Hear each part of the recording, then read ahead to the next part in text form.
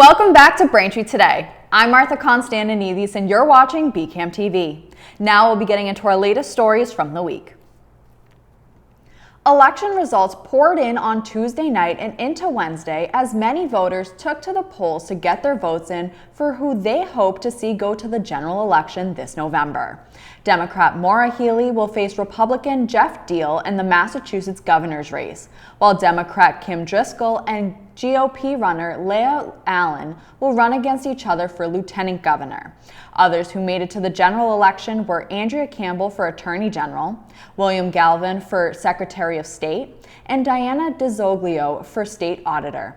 As far as the governor's race goes, the results of the state's primary elections mean a Republican backed by former President Donald Trump will face a candidate who fought the Trump administration numerous times in court as Attorney General. In the last week, the Massachusetts Department of Public Health reported a second human case of West Nile virus in the state this year. A man in his 70s was exposed to the virus in Suffolk County, which is an area already known to be at moderate risk. Last Friday, the DPH said that, quote, as a result of this new finding, the risk level for Boston, Brookline, Cambridge, and Somerville is being raised from moderate to high, end quote. Just 2 weeks ago, a woman in her 70s in Suffolk County was the first to be diagnosed with the West Nile virus in the state. In comparison, in 2021, there were a total of 11 human cases identified. West Nile virus is usually transmitted to humans through the bite of an infected mosquito. Most people infected with West Nile virus will have no symptoms, but West Nile symptoms tend to include fever and flu-like illness. In rare cases, more severe illness can occur. While COVID-19 rules have been relaxed at many colleges and universities, the new campus concern on the rise is monkeypox. Many schools are making sure their communities are aware of the potential dangers as the disease is spreading through prolonged contact with someone who's infected. Since college students live in close quarters, experts say they should be aware that it can also spread from surfaces, sharing of towels, clothes, and bedding. Experts also say dancing together in a crowded dance floor with fewer clothes is a risk of infection. There are several colleges that have reported monkeypox cases on campus, including Georgetown. In Massachusetts, most schools have posted extensive information for students on their websites. Although the state is not reporting daily COVID-19 health trends anymore, the Mass DPH is still monitoring and reporting health trends on a weekly basis. On September 1st, newly released metrics show that over 109,000 molecular tests were conducted and 7,790 new positive cases were reported in the last week. As of August 31st, 199 people are hospitalized in Massachusetts and 56 are in the ICU. 49 new deaths were also reported in the last 7 days. The town of Braintree also continues to monitor COVID data from the state. In the last week, the town hall hasn't reported any new positive cases. The town hall website currently shows a total of 11,130 positive cases since the start of the pandemic. There have been no new fatalities reported in 4 months, keeping Braintree's total deaths at 137. Thanks for watching Braintree Today. We'll be right back with more after the break. The COVID-19 vaccine doesn't contain the virus, so you can't get COVID from the shot. You may experience things like muscle aches, fever, or tiredness, but these are most likely signs that your body is building immunity to protect against the virus. Learn more. Welcome back. The town of Weymouth is appealing the Braintree Planning Board's approval of the Banner Park Life Science development off Columbian Street. The proposed development is on the Braintree-Weymouth town line, but Weymouth residents and officials have expressed strong opposition to the proposal. Weymouth residents worry the project will negatively affect them, citing a host of concerns from increased traffic to the impact on residents of nearby Tommy Marks Way. Weymouth Mayor Robert Hedlund said 70% of the traffic for the development would come through Weymouth and it would affect intersections as far away as Route 18. Developers agreed to provide Weymouth with $250,000 for mitigation. Mayor Headland said officials haven't had the chance to identify and quantify what the traffic impacts would be and how much it would cost to mitigate them. He said, quote, "If you're talking about redesigning an intersection or signalization, $250,000 doesn't get you very far," end quote. Headland said the town can withdraw its appeal of the project if officials and the developers come to a resolution. The large silver utility box looked out of place in the Lucas Flint Park, a small park in Braintree dedicated to Lucas, a college student who was killed by a hit-and-run driver in 2018.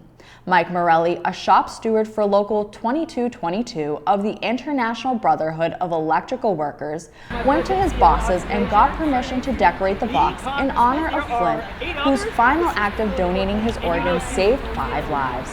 And his memory continues to encourage others to become organ donors. Verizon workers were joined by government officials and representatives of the New England Donor Services last Thursday to show off the new look of the box, which carries the message, "Donate life, organ donors save lives." Susan Flint, Lucas's mother, added a strip with 5 hearts representing the 5 lives he saved and a clapperboard used in movie and television production to represent Lucas, who was a film student at Emerson College. The Lucas Flint Park is dedicated to Lucas and to encourage people to register as an organ donor at the RMV or online at www.registerme.org. To register to be a donor and to see the Massachusetts DPH campaign materials, visit mass.gov/organ-donor. Mayor Kokoris is proposing a property tax exemption for Gold Star mothers and fathers. Gold Star parents are parents of a member of the U.S. Armed Forces who died in service for our nation. The town currently offers several statutory exemptions for residents relative to their real estate tax obligations. These exemptions are benefits for veterans, but the town wasn't offering exemptions for Gold Star mothers and fathers until now. The mayor's proposal for the property tax exemption for Gold Star parents is currently pending approval from the town council.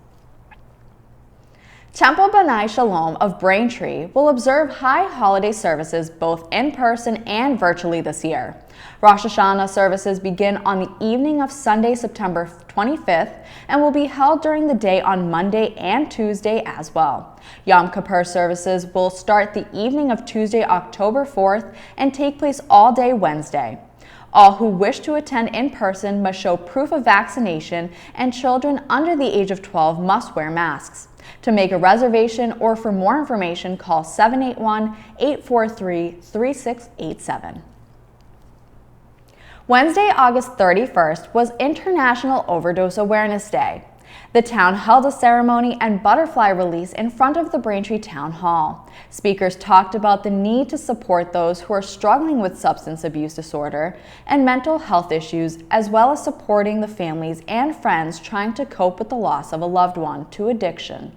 Numerous purple and white flags were tied to a fence, the purple representing the 2,290 Massachusetts residents who died from overdoses in 2021, and the 7 white flags for the overdose deaths in Braintree.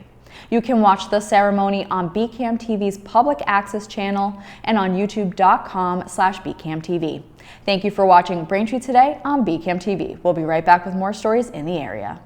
Are out. Protect yourself from mosquito bites and the illnesses they can cause, like Triple E and West Nile virus. When outdoors, use an EPA-approved repellent and wear protective clothing.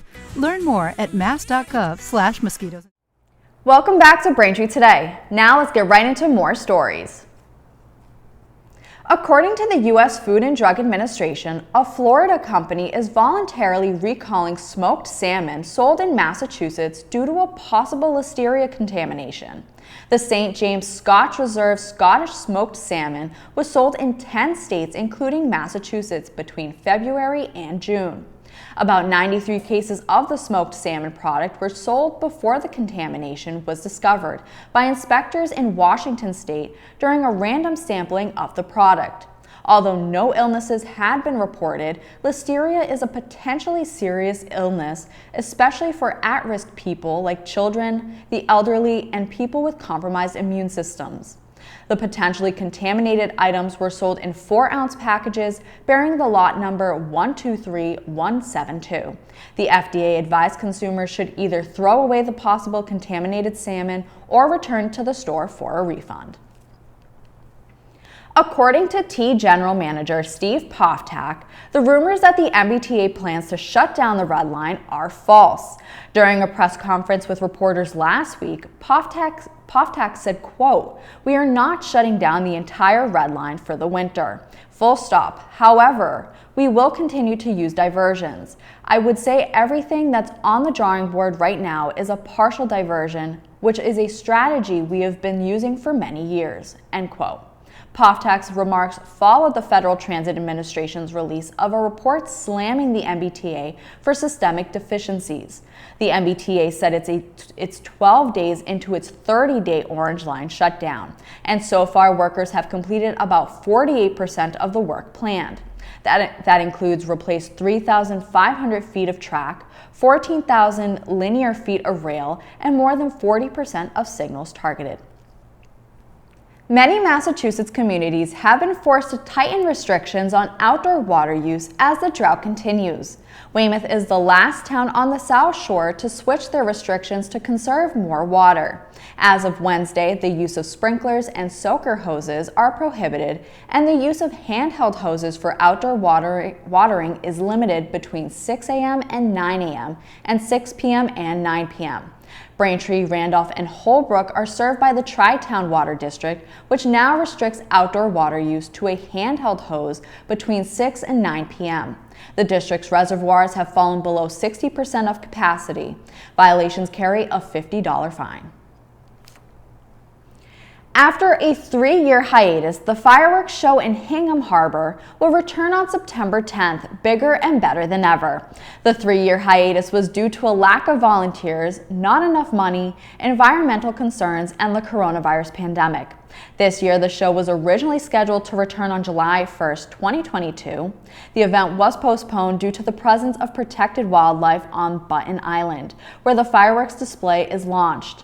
Now, with the help of Showcase Cinemas, a movie theater that will open at Hanover Crossing in the fall, the Hingham Lions Club will again present the Hingham Harbor Works show. Mark Milanowski, Vice President of Global Marketing for Showcase Cinemas, said, quote, "There was no better way to show our support of the South Shore community than to help bring back such a beloved event," end quote. If you're looking for a new immersive experience, be sure to visit Boston to experience the magic and mystery of ancient Egypt in National Geographic's exhibition Beyond King Tut, the Immersive Experience. Beyond King Tut explores thousands of years of history, from the boy pharaoh's life in Egypt to the discovery of his tomb and its treasures in 1922. The roughly hour walkthrough includes images and videos from National Geographic's archives, which are projected onto huge bare walls, ceilings, and floors to create a multimedia, multisensory experience. There are 9 galleries within the exhibit, each filled with video, music, and narration, and the experience includes sites such as the Temple of Karnak, the Great Sphinx, and Tutankhamun's tomb. The exhibit is running now until October 2nd at the SOA Power Station located at 550 Harrison Ave. For more information and to purchase tickets, go to beyondkingtut.com/city/Boston. Thanks for watching Braintree Today. We'll be right back with more in entertainment. Protect yourself from mosquito and tick bites. Use an EPA-approved repellent anytime you're outdoors. Spray it on your hands first, then spread it on your face, neck, arms, and legs. Learn more at mass.gov/mosquitoes and ticks. Welcome back to Braintree Today. Here are some new movie recommendations. First in entertainment, Emily the Criminal stars Aubrey Plaza as a college graduate struggling with student debt and unable to find work. Emily becomes involved in a credit card scam, acting as a ploy shopper and buying increasingly risky products with stolen credit cards. The scam ultimately pulls her deeper into the criminal underworld of Los Angeles and leads her to deal with some deadly consequences. You can watch Emily the Criminal in theaters now. Next in entertainment is Gigi and Nate, the story of Nate Gibson, a young man whose life is turned upside down after he suffers a near-fatal illness and is left a quadriplegic. Moving forward seems near impossible until he meets his service animal, Gigi, a curious and intelligent capuchin monkey. Although she's trained to assist Nate with his basic needs, Gigi does more than that by helping Nate find what he needs most of all in life, a little bit of hope. You can watch Gigi and Nate in theaters this Friday. And finally in entertainment is Luck, the first animated feature from the new upstart studio Skydance. Tells the story of Sam Greenfield, who is the unluckiest person on earth until one day she finds a lucky penny and her luck turns. That is until she flushes it down the toilet, literally. In an effort to get her good luck back, Sam suddenly finds herself in the never-before-seen land of Luck, where she must unite with the magical creatures there to turn her luck around. You can watch Luck on Apple TV+. That'll do it for news today. I'm Martha Konstandinidis, and thank you for watching Braintree Today on BCAM TV. Stay safe, and we'll see you next time.